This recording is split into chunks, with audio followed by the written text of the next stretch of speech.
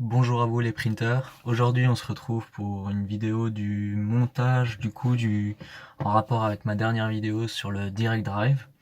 Ça vous éclairera peut-être de voir un petit peu comment tout ça se monte, et pour les un peu moins pros on va dire, ou pour les novices, ça les éclairera aussi sur le travail à effectuer. Donc je vous ai déjà tout démonté, j'ai juste monté le support. Je vous mettrai en photo. Bon, il n'y a rien de très compliqué, hein. Il y a 4 vis à monter. Jusqu'à là, c'est très simple. Par contre, donc là, ici, j'ai démonté aussi le moteur qui se trouvait bien sûr ici, tout simplement. Et j'y ai fixé dessus, en fait, le pignon d'entraînement du Bondtech. Alors, comme vous voyez, je vous le montre un petit peu mieux. Il faut le mettre dans ce sens-là. En fait, si vous le mettez dans l'autre sens, vous aurez la fin des pignons. Je sais pas si vous voyez bien. Et la fin des pignons n'a pas le même rendement, en fait, pas le même pas que les pignons qui sont au bout. Et quand vous le mettez dans l'extrudeur, donc il vient se mettre ici. Il y a encore le cache derrière, mais je dirais il vient se mettre ici. Vous voyez que si il est au bout, il n'a pas le même rendement. Alors quand on le met, il est presque au contact, donc il est plutôt vers le bout comme ça. Voilà, donc ça c'est pour le pignon d'entraînement.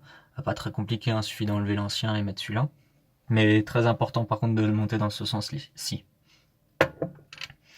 On peut voir ici le Bondtech. Je vais vous montrer un petit peu. Bon, il n'y a pas grand chose à montrer, mais voilà. Il est livré avec les 3 vis, donc qui viennent se fixer ici. Hein. Je vais pas toutes les mettre. Donc oui, effectivement, c'est normal, il n'y en a que 3, il n'y en aura pas 4. Ça m'a un petit peu choqué, mais en fait, c'est normal. Car sinon, vous ne pourriez pas l'ouvrir comme ceci.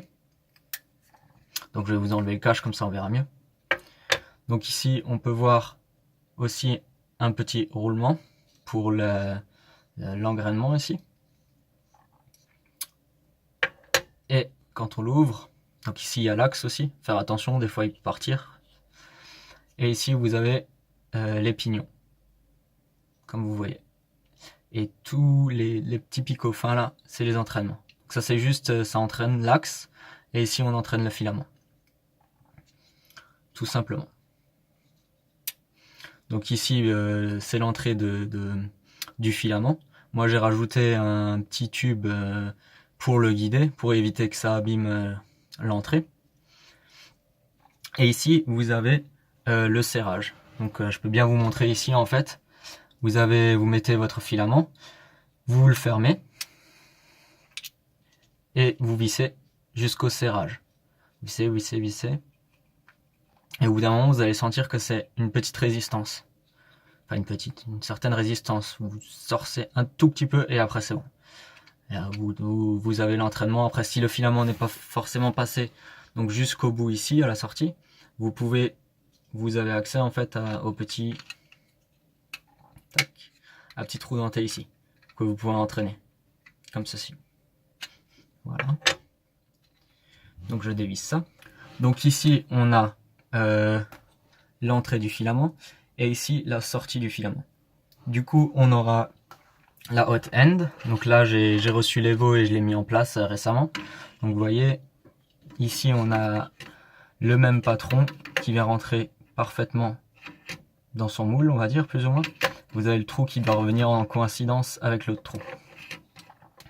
Et ensuite il suffit de refermer en fait le cache, et en fait vous sentirez en fait en serrant que la buse elle tient très bien quoi.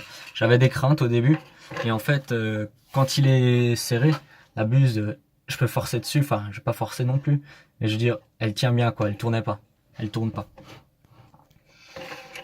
Hop, je vais le remettre en place.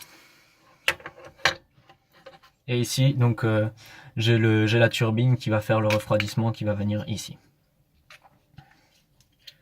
Voilà.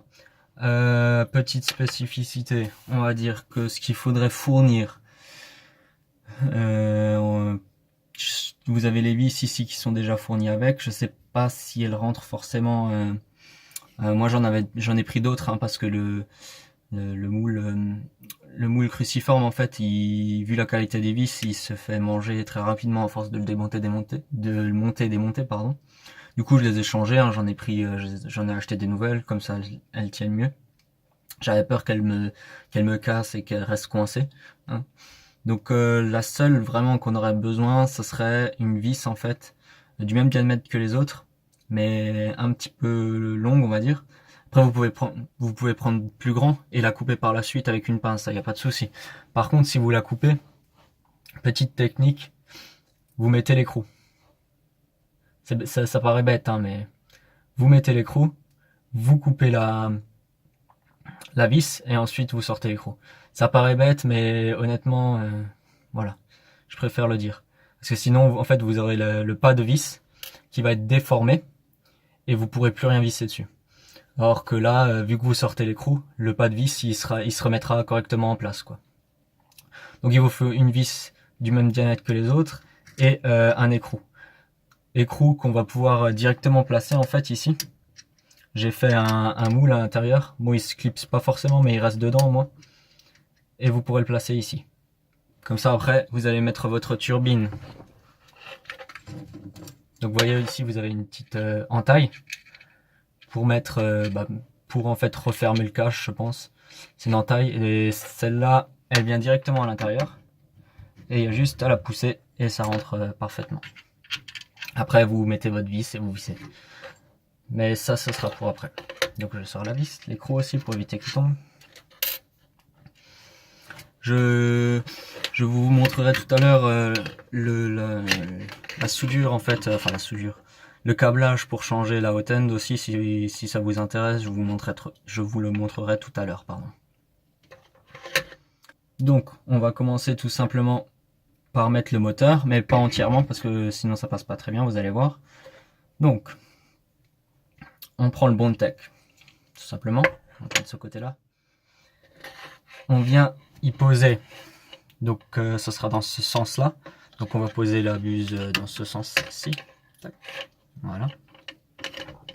Donc vous mettez, comme tout à l'heure je vous ai dit, dans l'encoche, tout simplement. Et vous venez y poser le cache. Comme ceci. Voilà. Donc là on essaye de faire passer les câbles correctement pour éviter qu'ils nous gênent. Voilà. Et vous allez mettre votre extrudeur comme ceci. Et vous allez venir avancer le moteur avec la roue dentée comme ceci. Normalement ici quand vous entraînez, petite indication, vous devez sentir que vous entraînez le moteur. Si vous entraînez pas le moteur, c'est que c'est mauvais, c'est qu'il faut recommencer et vérifier là où le pas de vis est posé. Une fois que ça c'est fait, normalement avec les vis d'origine, j'ai fait attention à ce que l'épaisseur ici soit pas trop grosse. Donc normalement avec les vis d'origine, vous arrivez à visser correctement l'extrudeur et le moteur. Donc on met les 3 vis, comme ceci. Et on vient prendre le tournevis. Ah, c'est pas celui-là. Le bon tournevis. Et on vient visser ces 3 vis. Alors il faut faire très attention. Si vous voyez que l'extrudeur est de travers, que quelque chose ne va pas et que vous forcez et que vous voyez que l'extrudeur est encore un petit peu ouvert, ne forcez pas. Ça se peut que des fois les axes se mettent de travers. On a vu tout à l'heure il y avait un roulement, il peut être de travers aussi. Forcez pas, réouvrez-le, regardez, évitez que ce soit de travers quoi. Essayez de mettre tout bien dans l'axe. Sinon, vous risquez de casser un roulement ou d'amimer le socle. Bon, c'est plutôt résistant, hein, mais ça serait dommage que ça arrive. Hop.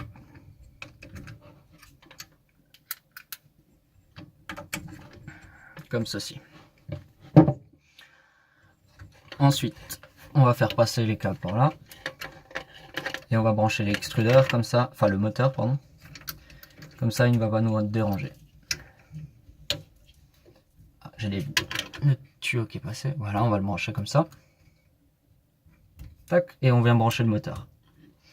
Donc comme vous voyez, j'ai fait passer, comme j'ai dit dans ma dernière vidéo, j'ai fait passer le câble du moteur directement dans cette gaine là. Et ensuite, on vient mettre la turbine à sa place. Donc ça, je vais faire passer ici. Tac. Et on va prendre l'écrou. Alors là, c'est le moment un peu le moins évident. Si vous avez des petits doigts, c'est parfait, comme moi. Sinon, je vous conseille de le mettre avant. Hop là.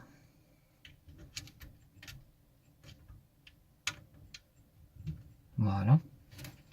Et on va chercher la vis. Commencer à visser à la main pour que l'écrou se mette en place. Voilà. Et je vais prendre le tournevis et finir la main. Et vu qu'il y a un moule, en fait, vous pourrez serrer, ça évitera correctement, et puis ça évitera les vibrations qu'on ne veut pas. Tac. Et voilà. Donc maintenant, il ne vous reste plus qu'à mettre votre filament à l'intérieur. Je vais le prendre.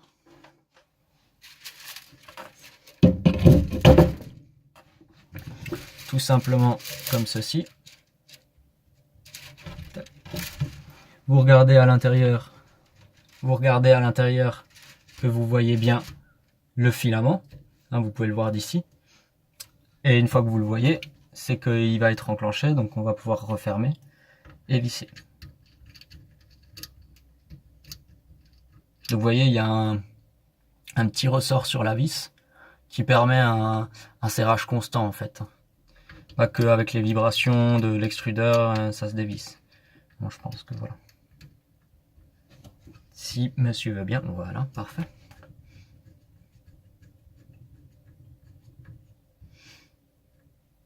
Voilà, pas trop serré. Puis après, vous faites quelques pas avec votre moteur pour avancer et commencer l'extrusion, quoi. Et après, vous pouvez tranquillement commencer l'extrusion. Je vous rappelle quand même que à chaque fois que vous faites une modif ou démontez l'extrudeur ou une autre pièce, refaites un bed leveling. Rien que quand vous mettez le direct drive, vous allez devoir faire un bed leveling, tout simplement parce que voilà, la distance n'est plus la même, hein, il faudra faire attention à ça. Donc pour ce qui est du montage avec le 3D V6, c'est sensiblement la même chose. Il y a juste un détail qui peut différer, pardon. C'est que la version que j'ai eue moi, c'était en version Bowden. Donc et j'avais pas d'adaptateur en fait pour le mettre en version direct drive. Et par conséquent en fait quand j'enlevais l'axe ici, j'avais pas de, c'est pas comme l'autre où il y avait vraiment juste la place pour le filament. Là c'est ouvert quoi, il y a un filetage. Du coup j'y ai tout simplement ajouté un petit tube, toujours le même, hein, PTFE, à l'intérieur, qui dépasse un tout petit peu pour que ça se cale bien dans l'extrudeur. Et voilà quoi, ça fait l'affaire comme ça fonctionnait très bien. J'ai pas fait beaucoup de prints comme ça, donc je sais pas, mais bon, vu que il est tenu des deux côtés, il peut pas bouger quoi. Donc voilà. Pour ce qui est du câblage du coup, donc on peut voir ici, on avait le ventilateur, le câble du ventilateur. Après ça c'est très standard, il y a une polarité par contre, bon, on est sur du rouge-noir, le rouge sur le rouge, le noir sur le noir. J'ai coupé le fil pardon, et j'y ai directement soudé dessus l'autre filament, le noir sur noir, et ensuite j'ai pris la gaine thermique, thermo-rétractable, pardon, et j'en ai mis un sur chaque et ensuite un sur le tout pour éviter que ça bouge. En parlant de soudure, personnellement j'utilise un soudeur pour ces petits, j'ai un plus gros soudeur en fait, mais pour les petits câbles comme ça, j'utilise un soudeur USB en fait. L'avantage c'est qu'il est très précis et il est très petit, il chauffe très vite. Donc vous voyez ici, vous avez la prise USB, c'est un espèce de câble jack qui vient se brancher en fait directement là, et avec un petit capteur de présence en fait, qui fonctionne une fois sur 100. Donc le laissez pas tout seul, il va marcher les 3/4 du temps, surtout s'il bouge en fait. S'il bouge, il va fonctionner. S'il bouge pas, les 3/4 du temps, il fonctionne pas. Mais faut pas se fier à ça, par contre. C'est un made in China. Hein, c'est commandé chez Banggood. Donc voilà quoi.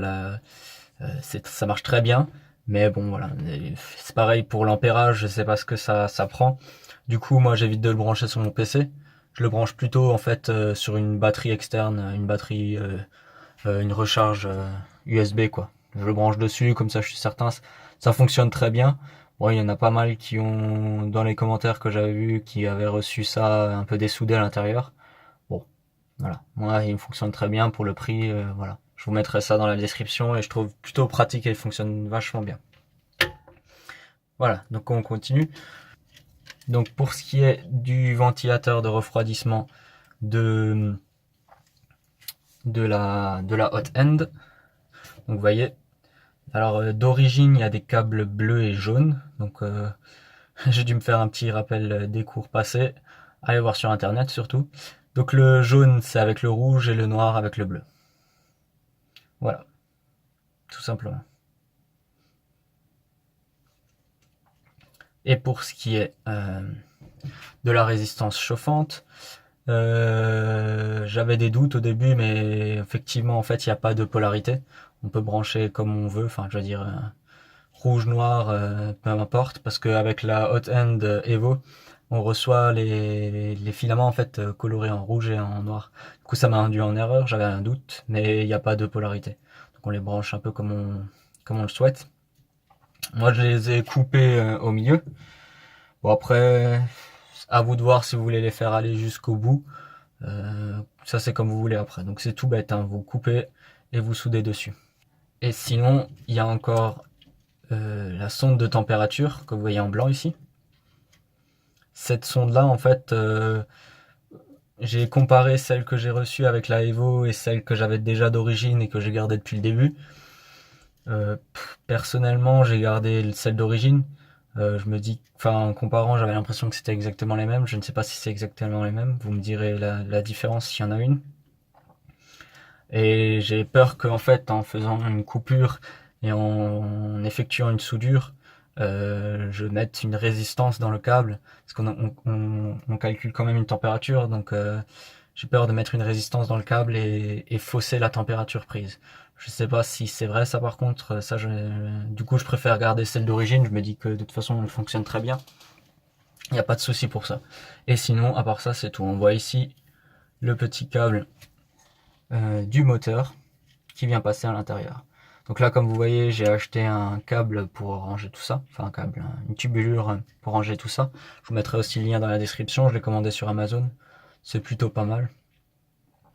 Et comme vous voyez, pour tenir ça, enfin vous le voyez pas, mais je veux dire, c'est ce que je vais faire prochainement. Pour tenir ça, actuellement, j'ai tenu le câble en l'air avec un fil en fait, pour essayer d'avoir une suspens avec le câble, pour avoir le moins de peau possible là-dessus. Mais je pense qu'à suivre, je vais fixer ce câble en fait, pas fixé, mais attaché avec un espèce de ressort, histoire que les fils pardon, soient toujours en suspens en fait et ne fassent pas de poids sur l'extrudeur. Comme ça, ce sera un peu plus léger et plus souple. Pour ce qui est des améliorations prochaines, je pense revoir le support. Sous demande, on m'a demandé de changer, déjà je vais faire plusieurs versions, hein. Je vais faire une version avec le support de moteur plus petit, pour les moteurs à plat, comme celui qu'on a sur l'axe ici. Donc si ça se trouve, j'ai pas encore fait, mais ça se trouve, ça pourra supprimer le support pour la hand touch. Donc on aura peut-être plus besoin et ça reviendra peut-être à juin, juste à fleur en fait. On verra, si ça se trouve, c'est possible. Et ici, je vais modifier le refroidisseur de filament. Et ici, je vais modifier le refroidisseur de filament pour pouvoir mettre un ventilateur à plat. Ça dépend des personnes, c'est comme vous voulez ça. Après, c'est pour que vous puissiez utiliser le support comme vous le souhaitez. Ça, on aura plusieurs versions et chacun pourra faire un peu comme il le souhaite. Je vais aussi regarder un petit peu pour modifier la buse de ventilation en dessous, pour avoir une buse tout autour pour avoir un souffle pardon tout autour de la buse. Ça aussi, ça va venir très prochainement. Je vais y travailler. Et donc voilà. Il me reste plus que maintenant qu'à tout ranger.